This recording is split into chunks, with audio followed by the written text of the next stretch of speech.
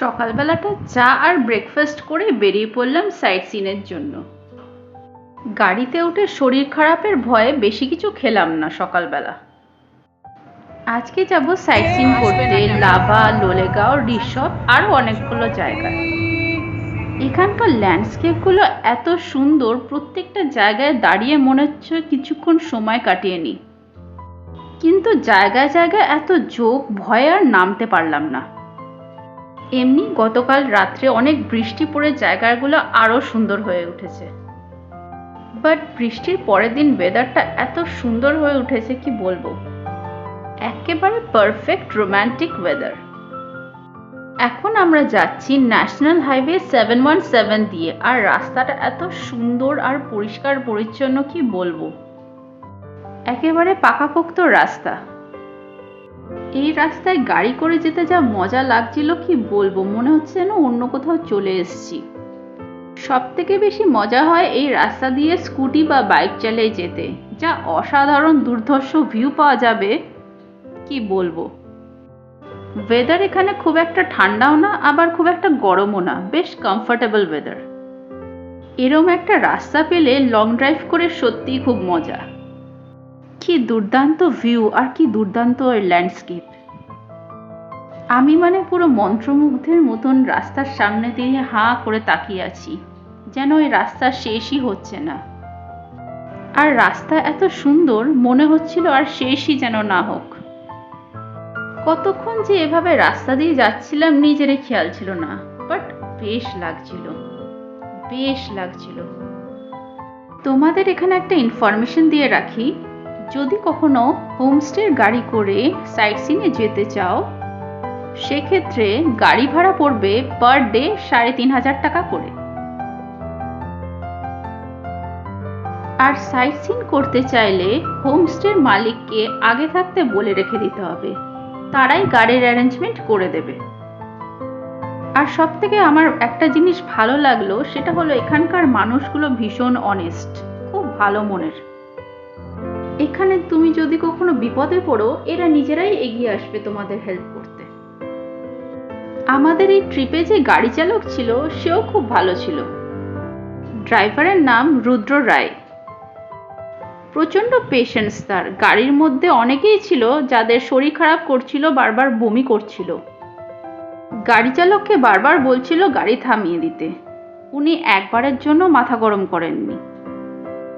যারা নেচার লাভার বা যারা ট্রেকিং করতে ভালোবাসে, তাদের জন্য তো এই জায়গাটা আইডিয়াল। আমরা NH 717 ধরে সোজা চলে যাব প্রথমেই লোলেগাঁওতে। লোলেগাঁওতে একটা ইকো পার্ক আছে, সেটা ভিজিট করতেই যাব। এখানে লোকাল কাউকে জিজ্ঞেস করাতে বলল কাঞ্চনজঙ্ঘার প্রপার ভিউ নাকি লাস্ট পাওয়া গেছিল জানুয়ারির শেষে, আর মে মাসের শেষের দিকে এসেও যে ভিউ পাবো না সেটা আর এক্সপেক্ট করিনি।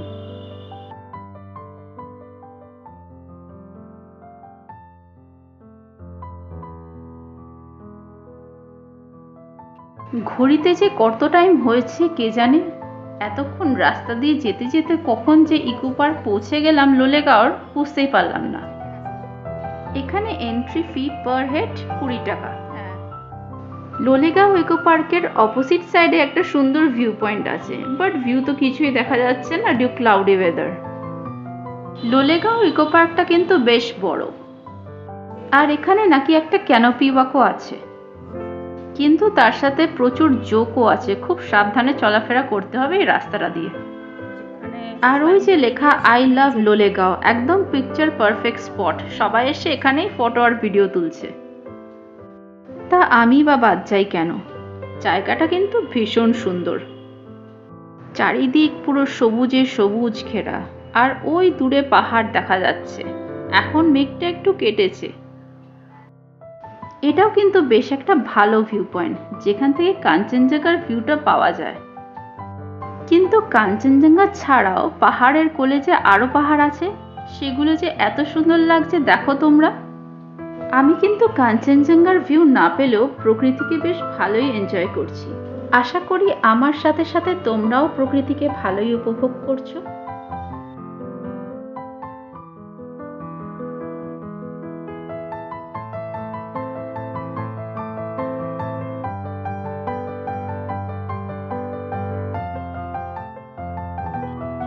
হয়তো অনেকেই লোলেগাঁও ঘুরতে এসছো, বা হয়তো অনেকেই লোলেগাঁওতে থেকেওছো, কিন্তু আমি কথা দিলাম প্যাবংয়ের থেকে যে এক্সপিরিয়েন্সটা আমি করেছি, তোমরা একবার সেই এক্সপিরিয়েন্সটা করে দেখো একবার অন্তত। এটা একটা লাইফ টাইম এক্সপিরিয়েন্স। এই মুহূর্তে আমি উঠেছি একটা ট্রি ল্যাডার স্টেপে, যেখান থেকে খুব ভালো একটা ভিউ পাওয়া যাচ্ছে। মানে এক কথায় বলতে গেলে আমি এই জায়গাটার আর প্রকৃতির প্রেমে লিটারালি পড়ে গেছি। এখান থেকে কি সুন্দর 360 ডিগ্রি একটা ভিউ পয়েন্ট পাওয়া যাচ্ছে। যারা ফটোগ্রাফার বা যারা নেচার লাভার, তাদের তো এই জায়গাটা ভীষণ ভালো লাগবে।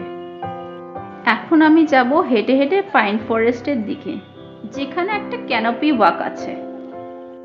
ওটা একটা হ্যাঙ্গিং ব্রিজ, খুব সাবধানে যেতে হবে ওখানে। ওই যে দূরে একটা ব্রিজ দেখা যাচ্ছে, ওটাই ক্যানোপি ওয়াক। এটা হচ্ছে লোলেগাঁও পার্ক। এখান থেকে খুব ভালো ভিউ পয়েন্ট পাওয়া যায় কাঞ্চনজঙ্ঘার, বাট এখন আনফর্চুনেটলি পাওয়া যাচ্ছে না ডিউ টু ব্যাড ওয়েদার।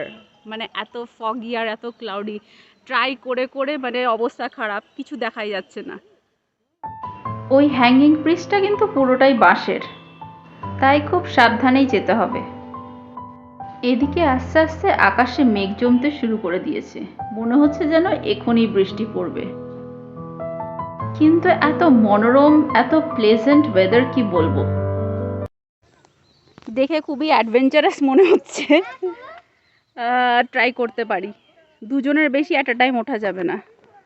দেখে খুব অ্যাডভেঞ্চারাস মনে হচ্ছে, ট্রাই করতে পারি। দুজনের বেশি ওঠা যাবে না, এখানে লেখাই আছে স্ট্রিক্টলি, ভেঙে যেতে পারে,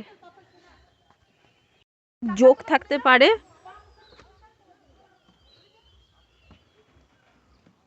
বাট এখনো পর্যন্ত নেই, খুব ভয় লাগছে। দেখাচ্ছি জাস্ট জায়গাটা এখান থেকে।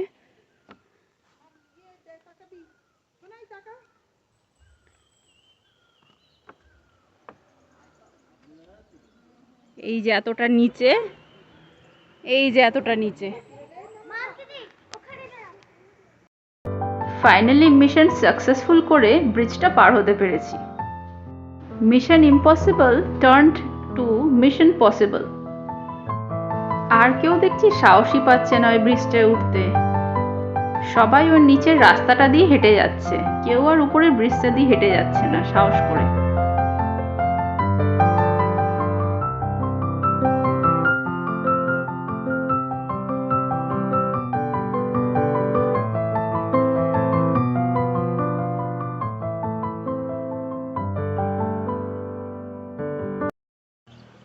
খুবই অ্যাডভেঞ্চারাস এই জায়গাটা, ভয়ও লাগছে যদি বাঁশ ফাঁস সরে যায় একদম সোজা নিচে, কেউ টের পাবে না আমায়। হাত পা ভেঙে গুড়ে যাবে।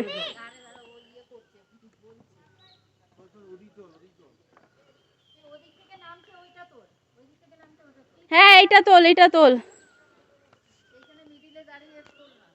উফ বাবা, ফাইনালি কভার করলাম নিজে নিজে ব্রিজটা। ছোটখাটো একটা স্টান্ট পারফর্ম হলো।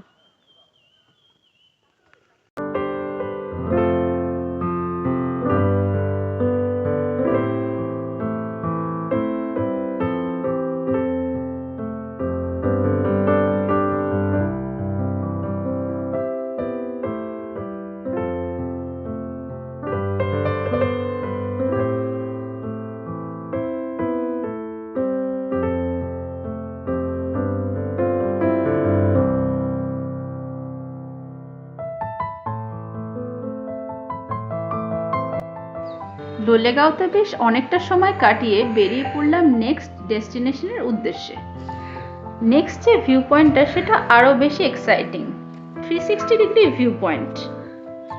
সেখানে গিয়ে যে ঘটনা ঘটলো বলছি একটু পরেই।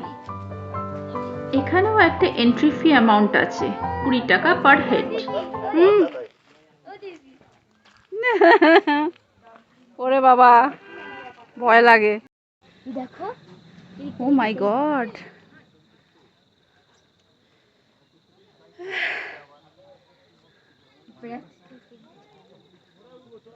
breathtaking, literally.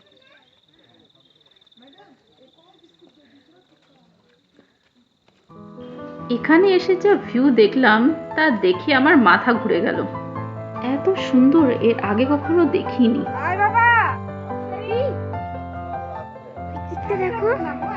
আর আমার মাথার উপরেই আছে মিনি স্কাই ওয়াক।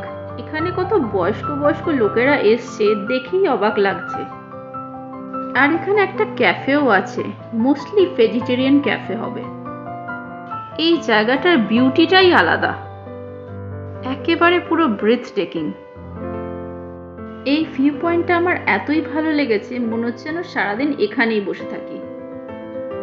দূরে মেঘগুলো পাহাড়ের কোলে কেমন পেঁজা তুলোর মতন দেখতে লাগছে। জায়গাটার নাম পারমিয়াক 360 ডিগ্রি ভিউ পয়েন্ট। উপর থেকে যা দৃশ্যটা লাগছে দেখতে, মনে হচ্ছে যেন স্বর্গে চলে এসেছি। এখানে কিন্তু বসার জায়গায় ঝোঁক আছে, একটু দেখে বসতে হবে। জায়গাটা সবাই ডাবলিং ভিউ পয়েন্ট নামেই চেনে।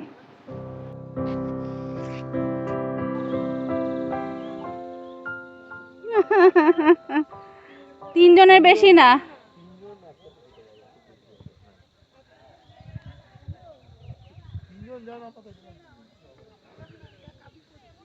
Oh, lovely.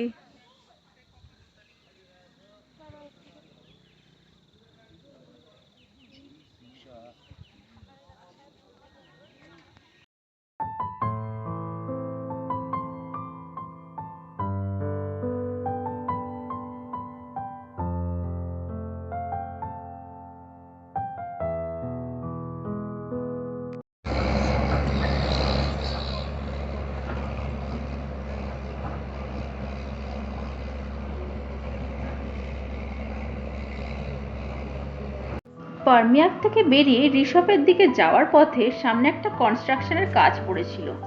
ওখানে গাড়িটা কিছুক্ষণ দাঁড়িয়ে ছিল, তার কিছুক্ষণ পরেই ঋষভ পৌঁছে গেল। ঋষভ যাওয়ার রাস্তাটা কিন্তু খুব ঘোর পেঁচালো রাস্তা, কিন্তু পাইন ফরেস্টের মধ্যে দিয়ে দুর্দান্ত ভিউ।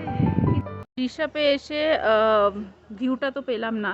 ঋষভে এসে ওয়েদারটা ঠিকই আছে, ক্লাউডি আছে, বাট গাটা প্রচণ্ড গোলাচ্ছে, ভাল লাগছে না, শরীর খারাপ লাগছে আর কি, মানে এত ঘোর প্যাচ রাস্তা।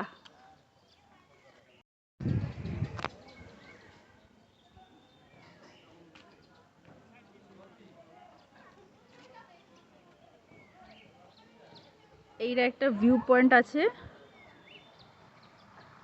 এখানেও কিন্তু প্রচুর হোমস্টে আছে। আমার পিছনে একটা স্লিপিং বুদ্ধা হোমস্টে দেখতে পাচ্ছি, আরও এদিকে প্রচুর হোমস্টে আছে আর কি। ঋষভে আশেপাশে প্রচুর হোমস্টে। এখানে দেখতে পাচ্ছি কাগে এরিয়ার ম্যাপ। ঋষভে কিছুক্ষণ সময় কাটিয়ে বেরিয়ে পড়লাম পরের ডেস্টিনেশনের উদ্দেশ্যে। পাইন ফরেস্টের মধ্যে দিয়ে রাস্তাটা এত সুন্দর লাগছে কি বলবো, একদম ঠান্ডা শীতল টেম্পারেচার। ঘরের মধ্যে 16 ডিগ্রি টেম্পারেচার এসি চালিয়ে রাখলে যেরকম লাগে ঠিক ওরকমই লাগছে। আমাদের নেক্সট ডেস্টিনেশন লাভা, ওখানেও পাইন ফরেস্টের খুব সুন্দর ভিউ আছে। সারাদিনে একবারও ঘড়ির দিকে চোখই পড়েনি কটা বাজে। এদিকে দুপুর গড়িয়ে লাঞ্চ করার টাইম বেরিয়ে গেছে। আজকে মনে হচ্ছে বাইরে স্ন্যাক্স খেয়ে লাঞ্চটা কাটিয়ে দিতে হবে। যেখানে যাচ্ছি লাভা, শুনেছি সেখানে নাকি খুব ভালো সিঙ্গাড়া পাওয়া যায়, কিন্তু সাহস করে আর টেস্ট করতে পারছি না। আবারও এই আই লাভ লাভার সামনে দাঁড়িয়ে সবাই ছবি আর ভিডিও তুলছে, তা আমি বা বাদ যাই কেন? খিদে কিন্তু মারাত্মক পেয়েছে, কিন্তু কি খাবো বুঝতে পারছি না, তাই 3-4 রকমের চিপস খেয়েই কাটিয়ে দিলাম। ঠিক করলাম এখানে বেশিক্ষণ সময় না কাটিয়ে একেবারে হোমস্টেতে গিয়ে লাঞ্চটা করব। ইন দ্য মিন টাইম হোমস্টেকে আমরা আগের থেকেই জানিয়ে রেখে দিয়েছিলাম যে আমাদের একটু লেট হবে আসতে, আমরা দেরি করে লাঞ্চ করব, মোটামুটি 5টা বেজে যাবে।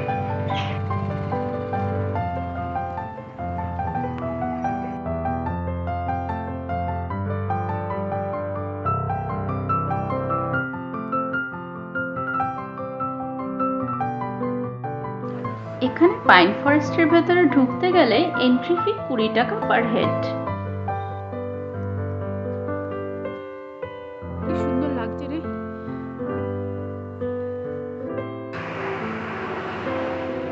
চারিদিকে পাইন আর পাইন, পাইন ফরেস্ট। এটা কি সুন্দর লাগছে। আর এটা পাইন ফরেস্ট থেকে ভিউ পয়েন্ট।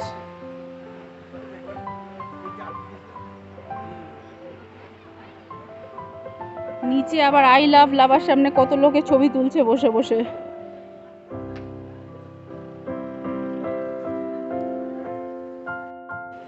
এই জায়গাটা এত সুন্দর আর এত কুল, ঠান্ডা, এত সুন্দর হাওয়া দিচ্ছে কি বলবো। নিচে অনেক খাবার দোকান আছে। নেক্সট চলে এলাম কাগে থেকচেন মনাস্ট্রিতে। মনাস্ট্রির আরেক নাম রত্নঋষি বিহার বুদ্ধিস্ট কুম্পা বা লাভা মনাস্ট্রি। এই মনাস্ট্রি লাভা এরিয়ার সব থেকে বড় মনাস্ট্রি। আর মনাস্ট্রি যাওয়ার রাস্তাটা এত সুন্দর। এখানেও আরেকটা খুব সুন্দর ভিউ পয়েন্ট আছে। ট্যুরিস্টদের জন্য মনাস্ট্রির ভিজিটিং আওয়ার্স সকাল 5:30 থেকে বিকেল 5:30 অবধি। আর এই যে রাস্তাটা দিয়ে যাওয়ার সোজা, এটাই মনাস্ট্রি যাওয়ার রাস্তা। প্যাবং হোমস্টেতে স্টে করে এতগুলো ভিউ পয়েন্ট কভার করাও চারটিখানি কথা না। মোটামুটি সারা দিনটাই কেটে যায়। প্যাবং হোমস্টে লোলেগাঁওর খাসমহল এরিয়াতে হলে কি হবে, অনেকটাই দূর হয়ে যায়। এখানে ল্যান্ডস্কেপগুলো যা সুন্দর না কি বলবো। আর এই জায়গাটার ওয়েদারটা এত সুন্দর না কি বলবো। এত সুন্দর হাওয়া দিচ্ছে, তার সাথে ঠান্ডা শীতল একটা ব্যাপার। আর দূরে পাহাড়ের কোলে কখনো মেঘ জমে যাচ্ছে, আবার নিচে থেকেই কখনো মেঘগুলো কেটে যাচ্ছে। আমি ভাবি মাঝে মাঝে পাহাড়ি লোকেদের বডি এত ফিট কেন। এত সুন্দর ওয়েদার আর এত সুন্দর জল থাকলে তো হবেই। মাঝে মাঝে মনে হয় সব কিছু ছেড়ে এখানেই চলে আসি। এখানে দেখো কি সুন্দর একটা হ্যাপি ফ্যামিলির ছবি শুট করছে। আর এখান থেকে যা দুর্দান্ত ভিউটা কি বলবো, নিজেই দেখো একবার তোমরা।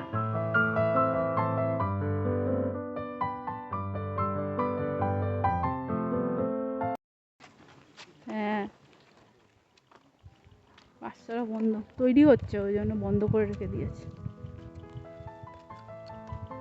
মনাস্ট্রির এন্ট্রি পয়েন্ট থেকে কতটা দূরে মনাস্ট্রিটা একবার দেখো। অনেকটা রাস্তা হেঁটে হেঁটে গিয়ে তারপরে মনাস্ট্রির উপরে উঠতে হবে। কপাল ভালো ছিল যে ঘুরতে গিয়ে একবারও বৃষ্টির সম্মুখীন হতে হয়নি। আর এই যে জায়গাটা, মনাস্ট্রিতে যে কজন বুদ্ধি স্টুডেন্টরা আছে যারা পড়াশোনা করে, স্টাডি করে, তাদেরই মনে থাকার জায়গা এটা খুব সম্ভবত। এখান থেকে ভিউটা জাস্ট দেখো কি সুন্দর। একটু পরে গায়ের ওপর দিয়ে মেঘটা ভেসে যাবে। এই জায়গাটাকে সত্যি মনে হচ্ছে বলবো মেঘেরই দেশ।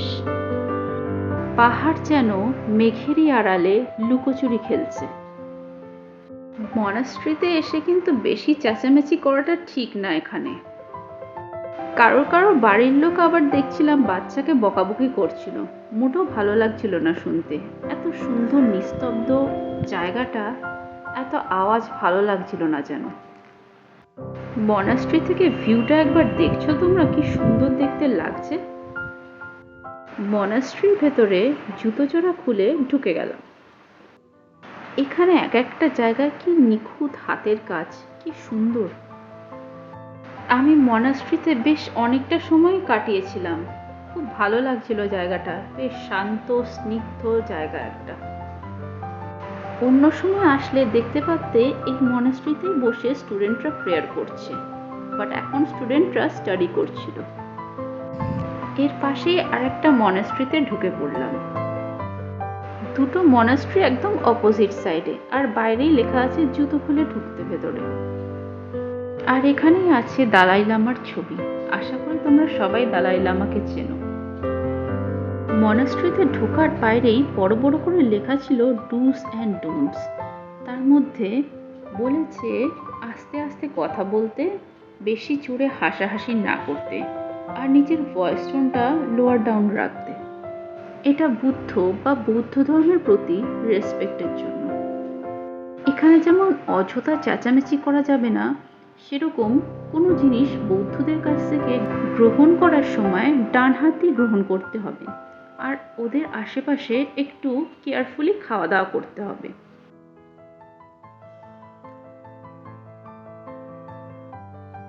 জানলা দিয়ে আর একটা সুন্দর ভিউ দেখাই, দেখো।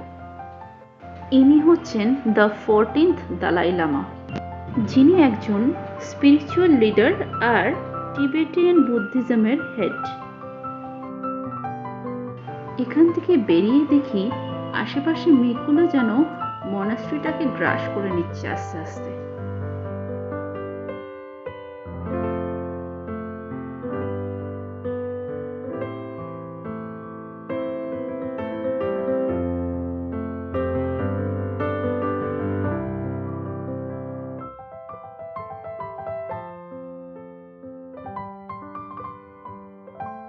মেঘ যেমন গায়ের উপর দিয়ে ভেসে যাচ্ছিল, তারই সাথে দিচ্ছিল ঠান্ডা একটা শীতল হাওয়া। আর এটা হচ্ছে মনাস্ট্রির পেছনটা, যেটা দিয়ে আস্তে আস্তে আমরা নিচে নেমে বেরিয়ে যাব। আর এখানে স্টুডেন্টরা থাকে আর পড়াশোনা করে।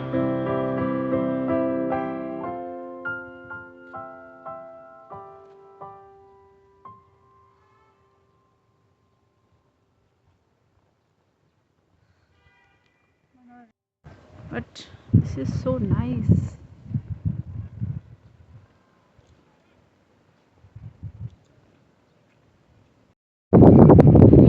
হাওয়া হাওয়া হাওয়াই।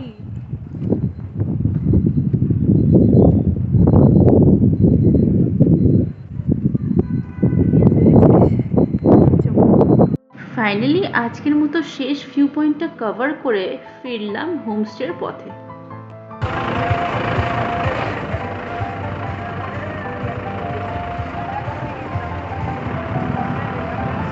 আর হোমস্টেকে যেহেতু আগের থেকে বলে রাখা ছিল লাঞ্চের জন্য, ঘড়ির কাঁটা এখন বাজে বিকেল 5:30।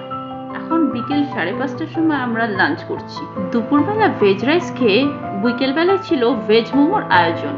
আর ভেজ মোমোটা মাইন্ড ব্লোয়িং খেতে। আমি তো ভেজ মোমো দিয়ে ডিনার করে ঘুমিয়ে পড়েছিলাম।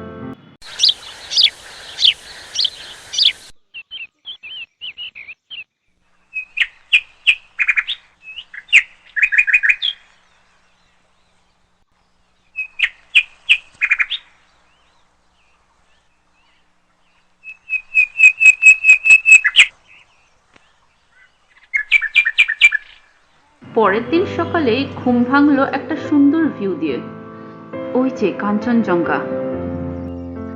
Good morning. সকালবেলা ঘুম থেকে উঠে পুরো এক্সাইটেড হয়ে চোখ মুখ হাত পা কিছু না ধুয়ে চলে এসেছি কাঞ্চনজঙ্ঘা দেখতে। একদম হালকা একটা পিক দেখা যাচ্ছে দূরে, মানে ক্যামেরা তো ধরা পড়ছে না, বাট খালি চোখে দেখা যাচ্ছে। তোমাদের দেখিয়ে দিচ্ছি হালকা করে, তোমরা দেখতে পারো কিনা দেখো। বাট একটু তো এক্সাইটিং লাগছেই। এতদিন অপেক্ষা করে ভাবছিলাম যে আঙুর ফল টক কাঞ্চনজঙ্ঘা দেখতে পাবো না, এসে এখানে এত দূর। তো মেঘ দেখেই কাজ চালিয়ে দিই, কারণ মেঘও তো এক ধরনের একটা রোম্যান্টিক ভিউ। পাহাড়ের একটা রোম্যান্টিক ভিউ হচ্ছে গিয়ে মেঘ দেখা। বাট কাঞ্চনজঙ্ঘা লাকিলি বেয়ারলি হালকাভাবে দেখতে পেলাম ফাইনালি। এবার দেখা যাক ক্লিয়ারলি দেখা যায় কিনা পরে সেটা। একদম মানে ফ্রেশ না হয়ে চলে এসেছি, জাস্ট এক্সাইটেড, ফুললি এক্সাইটেড। সকালবেলা আলুর পরোটা, আচার আর চা দিয়ে ব্রেকফাস্ট করেই বেরিয়ে পড়লাম নেক্সট সাইট সিনের উদ্দেশ্যে।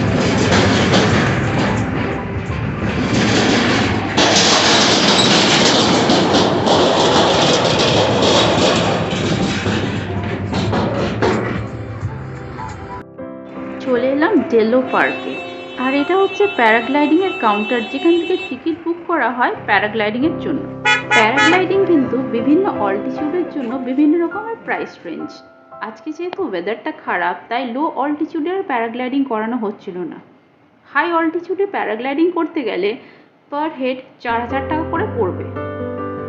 আর এই ডেলো পার্কে ঢুকতে গেলে টিকিটের এন্ট্রি ফি মাথা পিছু 20 টাকা। আর ওইখানে আই লাভ কালিম্পং এর সামনে দাঁড়িয়ে অনেকেই ছবি তুলছে। এখানে মেঘটা কত কাছে চলে এসছে, পুরো গায়ের ওপর দিয়ে ভেসে যাচ্ছে।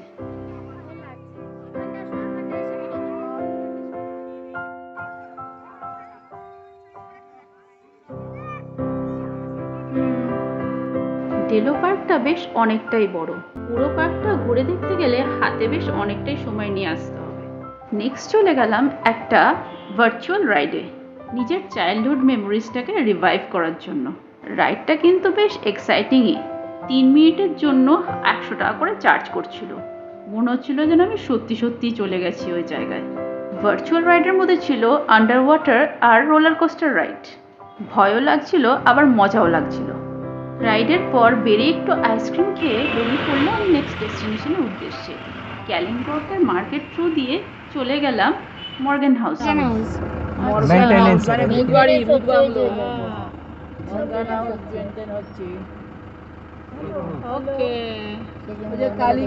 বাট মর্গান হাউস ছিল আন্ডার মেনটেনেন্স, তাই অগত্যা দেখা হলো না। চলে এলাম কালিম্পংয়ের ঠাকুর বাড়িতে।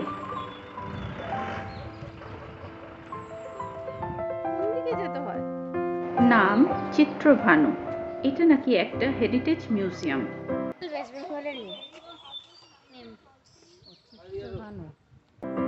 আর এটা শ্রী রথীন্দ্রনাথ ঠাকুরের বাড়িও। রথীন্দ্রনাথ ঠাকুর যিনি হলেন শ্রী রবীন্দ্রনাথ ঠাকুরের পুত্র। মিউজিয়ামের ওপেনিং টাইম সকাল 10টা থেকে বিকেল 4টে অবধি, রবিবার বন্ধ। মিউজিয়ামের ভেতরে ক্যামেরা বা কোনো রকমের ফটোগ্রাফি অ্যালাউড না। এই হেরিটেজ মিউজিয়ামটার লোকেশন মেনলি চিবো স্লাম এরিয়াতে।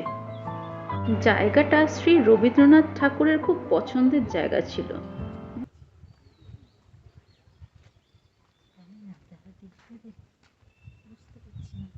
আমি তো বুঝতে পারছি না কোথায় একটা চলে এসেছি।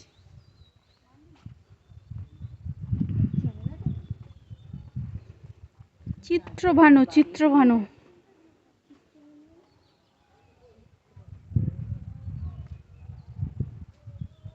কি আছে ওদিকটা?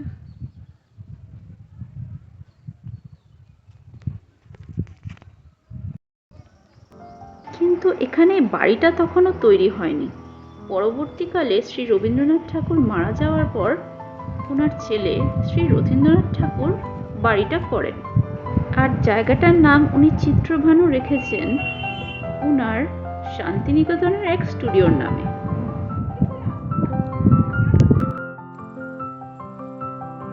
আর এখান থেকে বেশ ভিউটাও সুন্দর। ডাইরেক্ট ক্যাকটাস গার্ডেনটা এখান থেকে দেখা যাচ্ছে। ওই যে নিচে শেড দেওয়া দেখা যাচ্ছে ওটাই ক্যাকটাস গার্ডেন। ক্যাকটাস গার্ডেনে আছে বিভিন্ন রকমের ক্যাকটাস। এখানে সামনে ক্যাকটাস গার্ডেন ছাড়াও পাইন ফরেস্ট ভিউও আছে, কিন্তু পাইন ফরেস্ট ভিউটা ঋষভেরটা সব থেকে বেস্ট ছিল। কালিম্পংয়ে এসে ক্যাকটাস গার্ডেনে তোমরা কেউ যাওনি এরকম নিশ্চয়ই নেই।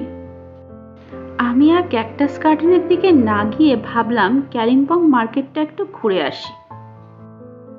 কালিম্পং মার্কেটে এসে ভাবলাম টুকটাক কিছু কিনবো।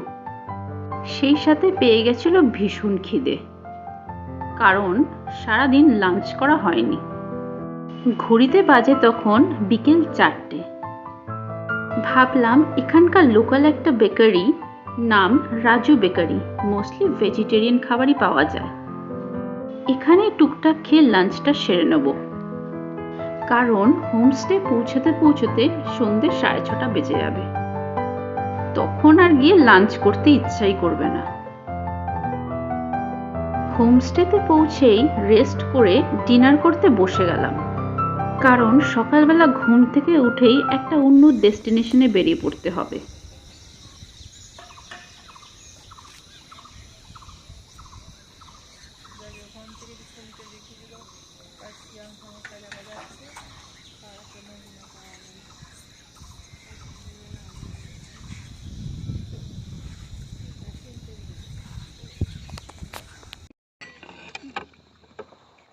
সেটা হলো ডেস্টিনেশন হোম।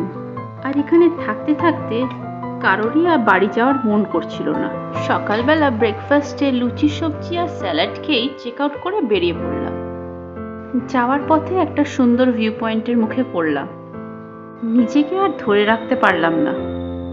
আসলে প্রকৃতির এরকম অপরূপ সৌন্দর্যকে অনুভব করতে গেলে দার্জিলিংয়ের পাহাড়ে বা দার্জিলিংয়ের শহরে পাওয়া যাবে না, কোনো গ্রামের পাহাড়েই আসতে হবে।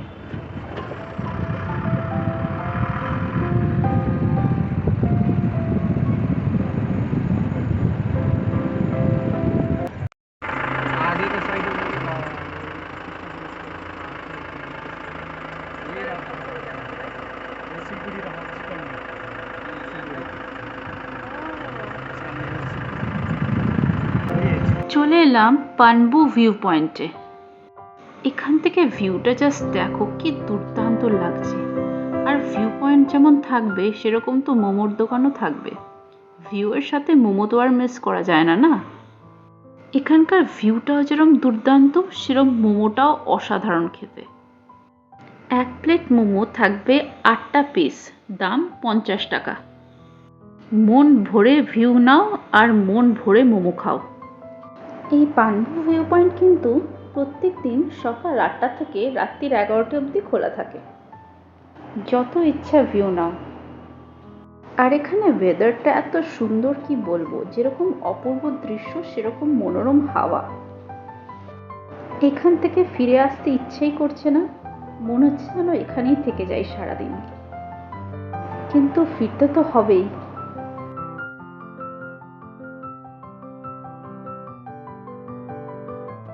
খুব মিস করছিলাম পাহাড়টাকে, খুব মন খারাপ লাগছিল ফিরে আসতে। আবার আসবো একদিন, কারণ বাঙালির মন খারাপের ওষুধই তো পাহাড়। মিস করবো এই জায়গার মানুষগুলোকে আর এই পরিবেশটাকে। আমার ভিডিও দেখে কারা কারা প্যাবংয়ে যাওয়ার প্ল্যান করেছো নিশ্চয়ই জানিও। আর কারা কারা অলরেডি প্যাবং ঘুরে এসছো সেটাও কিন্তু কমেন্ট করে নিচে জানিও।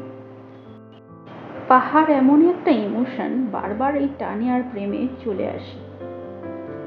তিস্তা নদীর পাশ দিয়ে আস্তে আস্তে ভাবছিলাম যে একটু আগেই তো তিস্তাকে কত সুন্দর উপর থেকে দেখলাম পানবু ভিউ পয়েন্ট থেকে।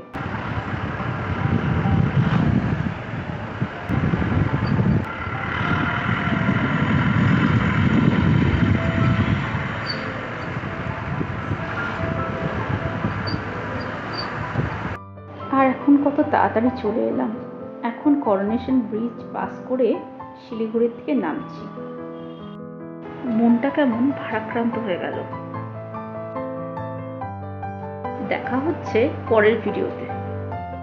আজকের ভিডিও এ পর্যন্তই। ভিডিও দেখে ভালো লাগলে একটা লাইক করে দিও, আর আমার চ্যানেলে নতুন হলে নিশ্চয়ই সাবস্ক্রাইব করতে ভুলো না। Till then, take care, by.